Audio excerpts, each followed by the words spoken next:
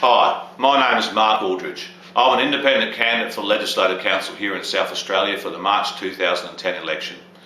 I'm making this video today to ask people of the state to come forward, to step up, to forget apathy and to fight for the future of our state.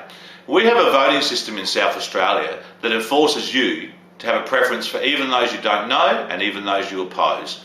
That is not freedom. We have a situation where we don't know who's running.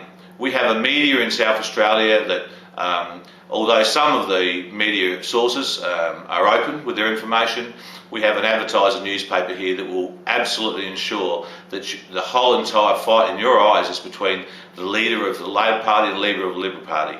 There is a lot more to it than that. We need to make change, and we're not going to make change by voting the same way we always have. We have a situation with priorities from our government where they look at corporations over common sense and community safety. We have a situation where children languish on, vulnerable children languish on critical waiting lists, where we can't find a few $1 million to help them, but we can throw around millions of dollars to contractors, spin doctors, and the like. That is not good enough. Not one of us here, not one person watching this video wouldn't put their children first, but our government aren't putting their children first. How could you dare vote for a government that's priorities don't match that of your own?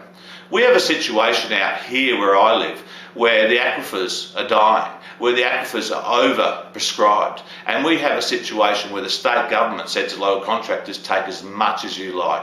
No reason for them to restrain their use of water. This is ridiculous, and this is what it's come down to. There are a lot of issues that we should consider, and most importantly we must consider legislative change in South Australia, and that's why I'm putting myself forward for Legislative Council. All recent legislative change in South Australia has benefited only politicians. There are no safety issues or safety concerns written into legislation to support and cover the people of this state. We have the Serious Organised Crime Control Act. They sell it to you under the spin of biker laws, anti-biker laws, but that's not the case. It enables the Attorney General to point his finger and have someone jailed. Those people can't even defend their innocence. This is not the country that my forefathers fought for. This is not the kind of legislation we need to see. Whether you look at any legislation, the one thing that's most important is that it has sections in it to protect the community, to protect from wrongdoings of our government. If you have a problem with the government and you wish to complain, who do you complain to? I ask you that. We don't have ICAC. If you have problems with police in this state and you have some sort of issue you wish to be addressed, it is the police themselves. The government police themselves. When you have people that have been victims of abuse under state care, they have to go to the perpetrator and ask for justice. That is not how it works. We need independent authorities to run these things. We don't need a government that writes the electoral laws to ensure that it suits themselves. We need independent authorities to do that. I ask you all out there to consider these many issues.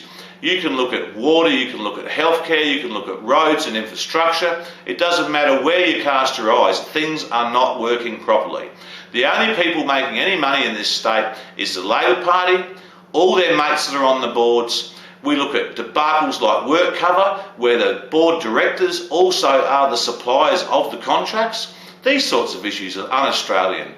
Our parents and our forefathers fought for us to have a reasonable life where we could play under the sprinkler, safely walk the community at night, and we had adequate supplies of fresh local produce. We aren't going to have those things if we don't change direction, and we will not change direction if you continue to vote the way you always have. It is time for change. Change is necessary. Please think outside the box. Look at who is running, investigate, spend a couple of hours on the net and find out who is running and make sure that your vote counts, because it is your future that you're voting for and that of your children. Thank you.